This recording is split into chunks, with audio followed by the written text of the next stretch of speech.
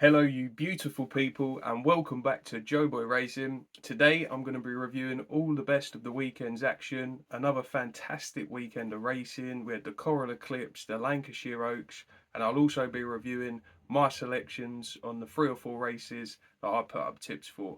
So let's get stuck in. The first race was the Coral Charge, the Group 3 5 furlong sprint.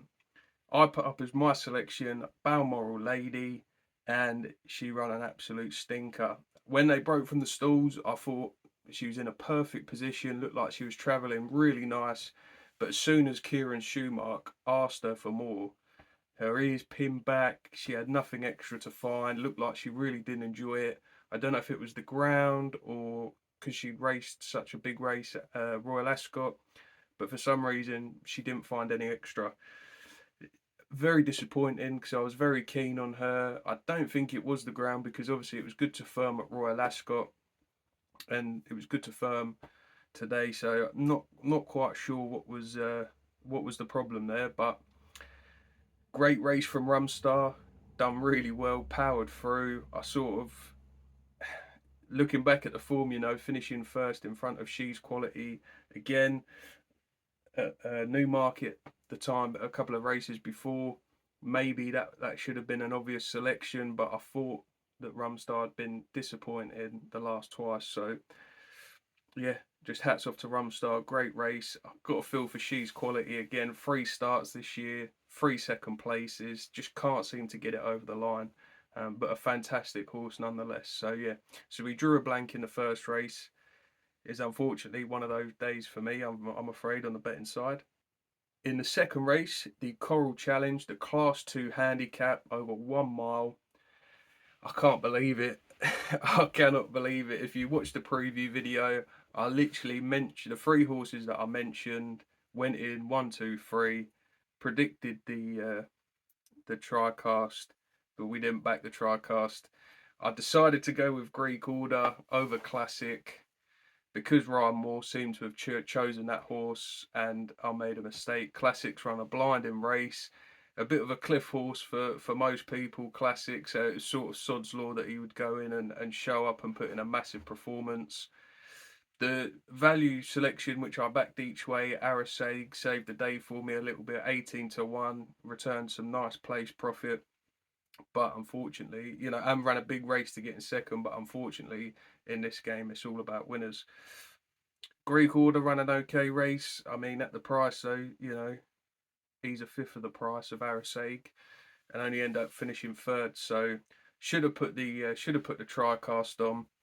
Didn't do so. Otherwise, it would have been a much better weekend for me overall. But yeah, big race for Arasag. Definitely one to keep an eye on for upcoming handicaps. And it was nice, even though I didn't back him. It was nice to see Classic finally get a win. Moving on to the 3 o'clock at Sandown, the Coral Distaff, the Class 1 listed fillies race over 1 mile. Unfortunately, my selection in this Bermuda Longtail was withdrawn. I still managed to obviously got my stake back, so it wasn't the end of the world. After seeing how poorly Balmoral Lady ran, I decided not to back Miss Tonnerre, even though I put it up as narrowing them two down because I was leaning towards Bermuda Longtail. The ground was actually a concern, as I said in the preview video, for Miss Tonnerre. Um, and seeing one of Ed Walker's horses, who I thought liked the ground, run so poorly, I didn't want to get stuck into it with the money. So thankfully, I didn't back it because it's ended up finishing dead last, I'm pretty sure. Really disappointing run. A shame Bermuda Longtail didn't run. Blue Bolt has absolutely bolted up. Really impressive. He's obviously a very progressive 3-year-old. One to keep an eye on for sure for Andrew Balding. Could Joel run a big race as well in second place to only go down by a length for John and Thady Gosden? And another progressive one to definitely stick in the tracker is Sweet Francais. Run a big race. I know he's ended up 3.5 lengths off the winner, but for his only his third ride, moving up to listed company, I thought she ran a big race. So definitely one to keep an eye on moving forward. Moving on to the big one of the day at Sandown, the Coral Eclipse, the Group 1 race. What an absolute belter of a race. I said Ombudsman would probably be my selection, but I'm having a no bet race. I also said if you do want to have a bet, because I had concerns over Ombudsman's recent massive run at Royal Ascot, that I think Delacroix is probably the most sensible angle, and it turns out that I should have jumped on it and lumped on Delacroix.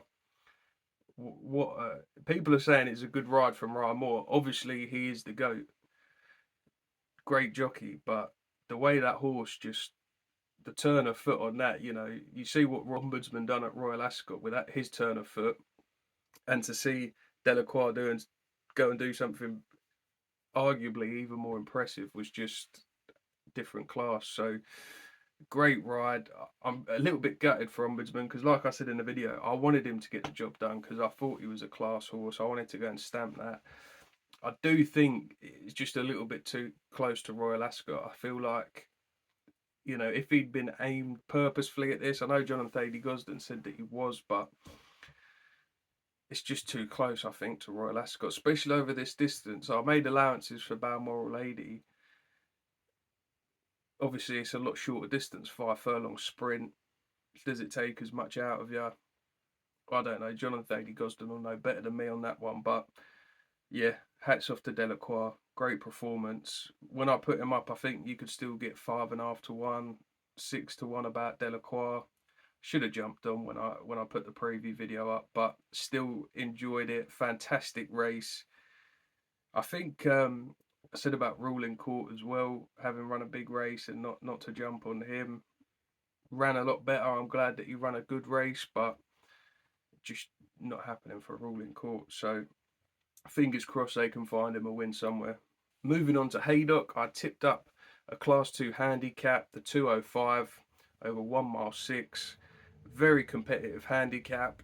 I decided not to go with the Doncaster form. Again, another mistake. It's just one of those weekends for me, unfortunately. I put up Bonnie Moon at 18 to 1.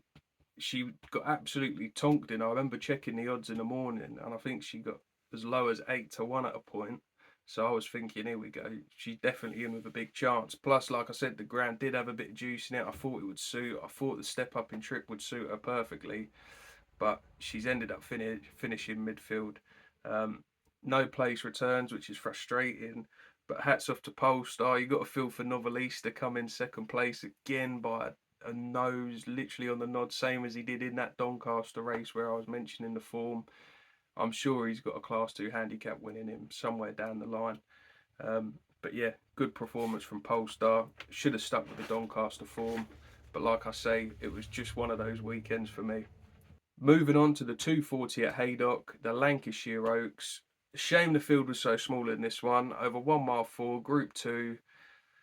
I thought Strange was going to win a lot more impressively than that, to be fair. I did say when I was looking anti-post, I was tempted to put a little bit on Scenic, looking how much the field shortened and the fact that he went from sort of 8 to 1 price down to 3 to 1. Didn't jump on him, and he gave Strange a really, really good run for his money.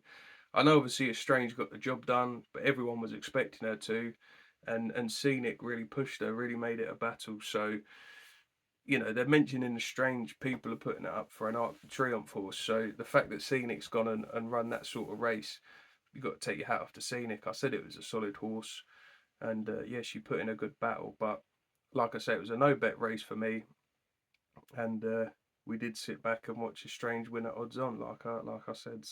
Let me know down in the comments, guys, if you backed any of my selections this weekend. Let me know if you did back that Tricast, which I mentioned, but I didn't back. Let me know if you was on Delacroix, which I didn't back. Let me know what other winners you had, who you was most impressed with from the weekend's action. And like I say, I'll be bringing you some race day vlogs, another day at the racing from the Newmarket July meeting. Hopefully we can back some winners there. Let me know if you want me to put up a video of my bets from the days that I'm going. I'm going to be going on the Saturday for definite. I'm just deciding whether to go on the Friday or the Thursday or all 3 days. So if you want me to do a little preview video with the bets that I've made going into those days, I will do that.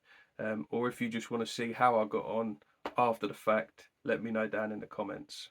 So there we go, guys. That brings my weekend preview to a close. Hopefully you got plenty of winners this weekend, and I'll see you soon.